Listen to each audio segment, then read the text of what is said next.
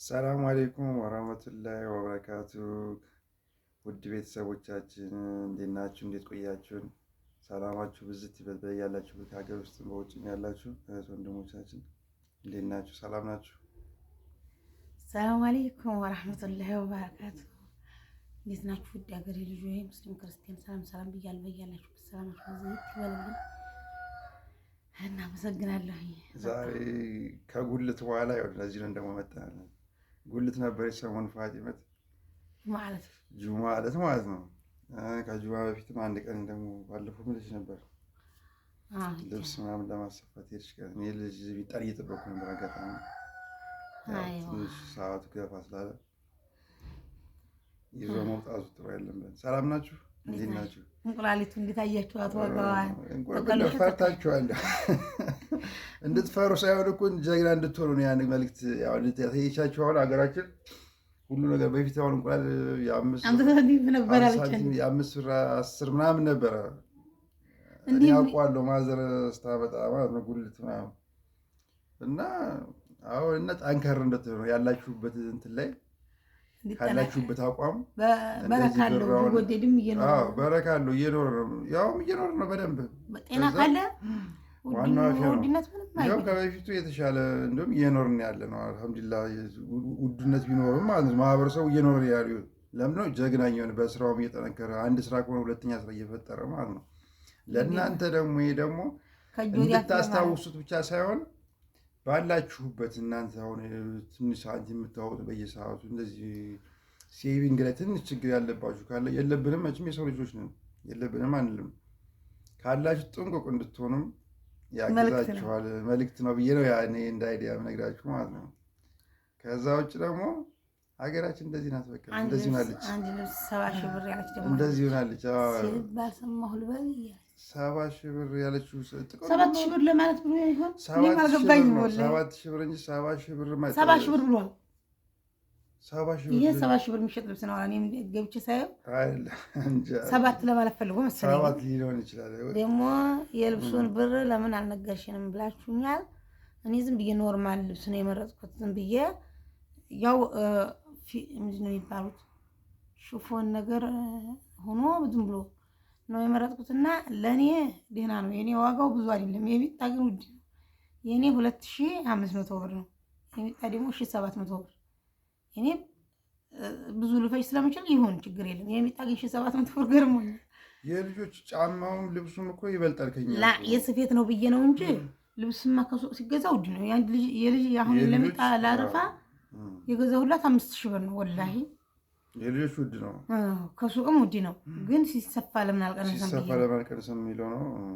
እና ዛሬ ኮሜንታችሁን እያየ ደስ ደስ የሚል ኮሜንት ያለ ዱዓ የሚያደርግ ደግሞ አትጩሂ እንዳያምሽ የሚሉ በጣም ትክክል ናችሁ። እኔ የምላት ነገር ነው። ቀስ ብለሽ አንዳንዴ እንደዚህ እስኪ ማክስም ልበሽ እላታለሁ ልበሽ እናንተም እያላችኋት ነው። እውነት ነው።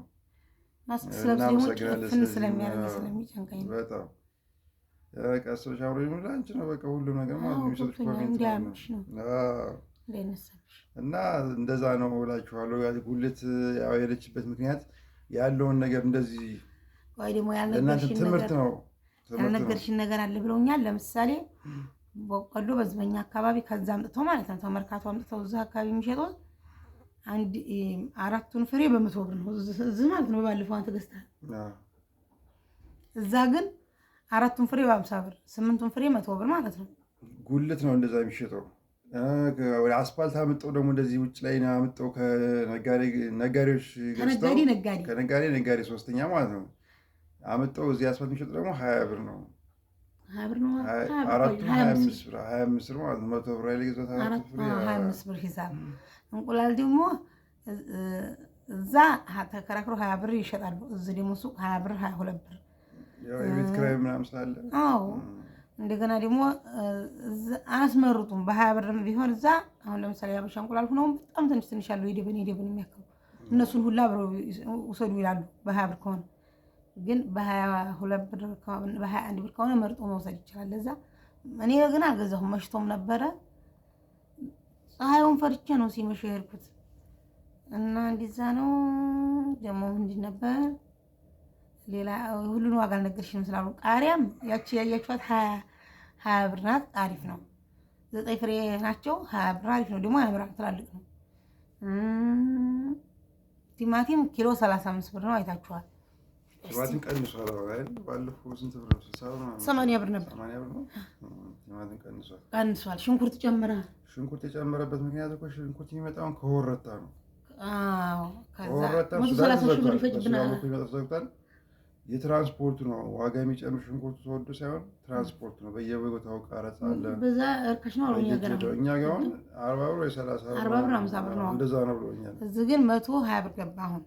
እስከዛሬ ግን በየመንገዱ ቀረጥ አለ። 80 ብር ነው። በቃ ምን የኮቴ ምናምን ይቀበሏቸዋል መንገድ ላይ ተታወቀ ነው። ያው 130 ሺህ ብር ነው ፈጅቶ የሚገባው አንድ መኪና የቤት ኪራይም በዛም ከዚህ የሚጨምረው። እንደገና ደግሞ ሌላ ምን አለ? ምን ፌስታልም አይታችሁኛል። ስገዛ 5 ብር ነው የገዛሁት። ፌስታል 5 ብር ነው ማለት ነው። የኮሚቴ አይቻሉ። አዎ ፌስታል እኮ የሚጣለው ነው። 5 ብር ያው እንደዚህ ነው። ኢትዮጵያ እንደዚህ ነው ያለች እኮ። የሚገርም እኮ ነው ኑሮ ውድነት መቼም። ሌላ ደግሞ ነበረ በቃ እንደዚህ ነው። ያላሳየሽን ነገር አለ ዋጋውን ስላሉኝ እያሰብኩ ነው። ያላየሽን ነገር ይሻላል። የሆነ ቀን ማለት ነው አብረን እንሄዳለን። እኔም እሄዳለሁ። አንዳንድ ነገሮች በቃ ኢንሻአላህ አያ መጀመሪያ ለምኖ ካልሆነ ካሜራ ይዘን ስልክ ይዘን ጠጋ ስንል ይናድያል። መጀመሪያ ማለት ነው የዛን ጊዜ ጉልቴሽ ነው እና ምን ሰላም የምንለው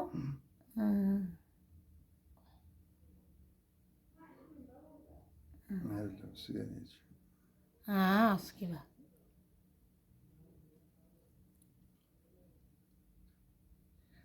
አንድ የመጀመሪያ ኮሜንት ምን እንደሚታወቀለሽ ዳዋ ብታረጊ ቁርአን አንዳንድ ሀዲሶችን ብትነግሪን።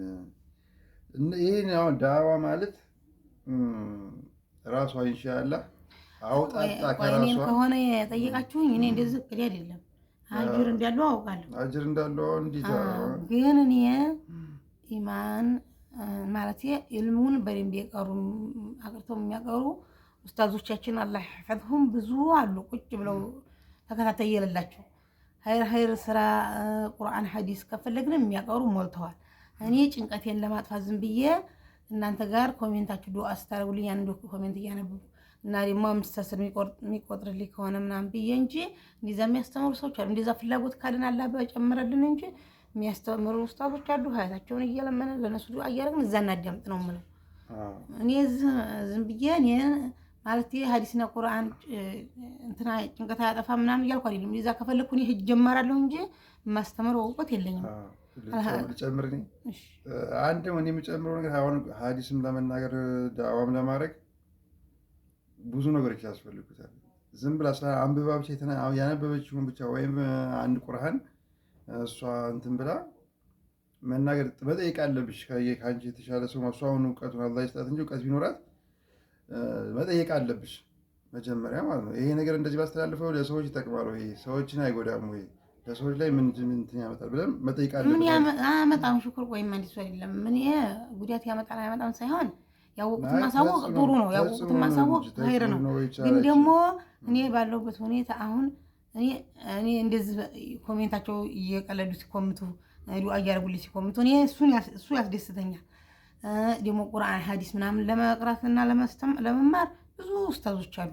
አሁን ነሽ መሐመድ ዘይድ ዘህረዲን ላይ ይፈቱን ብዙ ደስ የሚሉ እኔም እነሱን መከታተላቸው ከነሱ የኔ ቪዲዮ አጭርና 7-8 ደቂቃ 10 ደቂቃ ናት። እሷን ጨርሳችሁ ወዲህ ዱኒን ለመተባበር የምትፈልጉ ልጆች ቁርአንና ሐዲስ ብታረዩ የምትሉ ማለት ነው። ረጅም ሰዓት ስለማልቀመጥ ያቺ በዛ 8 ደቂቃና 10 ደቂቃ ማወራው ነገር ቀላል ነው የሚሆነው። ለዛ ደግሞ እኔ በዲኑ ጠለቅ ያለ እውቀት አለኝ ብዬ እዚህ ላይ ገብቼ እንትን ለማስተማር ምናምን እኔ አልፈልግም። መማር ገና እማራለሁ አለ ሀያት ይስጠኝና ልቆይ እማራለሁ። እንደዛ ነው የምላችሁ። አይ ከአሁን እኮ ያልኩሽ ቅድም ገብቶሻል። ፋጢማት ቁርአን ራሱ ቁርአን ሁሌ ምን የማይል ነገር ነው፣ ጥርጣሬ ያለው ነገር ነው። ግን ሐዲሶችን ለመናገር ብዙ ነገር ያስፈልገዋል ያልኩት ምክንያት አለ። ገብቶሻል አይደል? ማለት ከአንቺ የተሻለ ሰው አማከር እንደዚህ መጠየቅ አለብሽ። ይሄ ሐዲስ ማስተላልፈው ለማን ነው የሚገባው? ለማን ነው መሆን ያለበት? ያስፈልጋል ይሄ ነገርም ብዬ ነው የማስበው። እንዴት እኔ አማኔ ያውቃለሁ። እኔ ቁርአን እኮ ማለት ሐዲስ እኮ የወረዱት እንትኖች እኮ ይታወቃል። ያኔ ትክክለኛ ብለን የምናስበው ተከትዬ ነው ያለሁት። ያንን ነው ላስተላልፍ የምችለው ካስተላለፉ ለዛ ችግር የለም። ያ ማለት አይደል ያ አይደል ያ የሰው አቂዳ ሌላ ሰው የተከተለው አቂዳ የራሱ ነው። የራሴ አለ ያ ነገር እኔም እንደ እንዳይል ብዬ ነው። ኧረ ችግር የለም። ያ የታወቀ ነው። ማሻአላ ገበያው የት ነው ደግሞ? ጅማ ገበያ ነው። ጅማ ነበረች። ጅማ ባለንበት ማለት ነው። ጅማ መርካቶ አካባቢ ነው። ማታ ነው መሽቷል። የዛኔ መግሪብ ሊደርስብን ሆኖ ቶሎ ስንል የነበር ነው። ስጮህም የነበርኩት ለዛ ነው ቶሎ እንድንወጣ እና ሽሁር አሁን አንተ አባባልህ ያኔ አንተ ባጠየቅህ እኔ ልክ ሊሆን ይችላል፣ ግን እንደዚህ መጠየቅ አልነበረብህም። ለምን መሰለህ? አሁን ለምሳሌ አንድ ነገር ወዲህ ሰው ስታወጣው ራስ ጥሩ መሆኑን አረጋግጠህ መጀመሪያ ሰው መጠየቅ አያስፈልግም። አሁን ላይ ኢንተርኔት አለ፣ በቃ ሐዲሶች ቁርአኖች አሉ። አኽረጀሁ ምን የሚለውን ደግሞ እዛ ላይ ሰምቻለሁ። ለዛ ልክ ነው ብዬ የማምነው የራሴ አቂዳ የራሴ አለ። ያንን ነው እነሱ ሌሉ ይችላል። ግን ደግሞ ግዴታ ሰው መጠየቅ ሰውም እኮ ተምረው ነው እና እንደዛ ነው። አላኩልህ እንግዲህ ትንሽ ወሬ ታምታታን ይቅርታ አድርጉልኝ። ችግር የለውም ይቅርታ። የኔ ወጥሽ ሙሉ አፊያ አድርግሽ ምናምን ብለውሻል። ሁሉ ነው የሚለኝ እንደዛ። አመሰግናለሁ። እና ብዙ ኮሜንቶች አሉ ደስ የሚሉ ሁሉም አትችኝ ያሉት ደግሞ ለኔ ብለው ጀዋልሽንም እንደዚህ እንዳይነጥቁሽ ሀገራችን ጥሩ አይደለም ብለዋል። እውነታቸው ነው። ትክክል ነው። እውነታችን ነው። እናመሰግናለን። ይሄንም ጥንቃቄ ጠበቅ ለማድረግ ደስ ይላል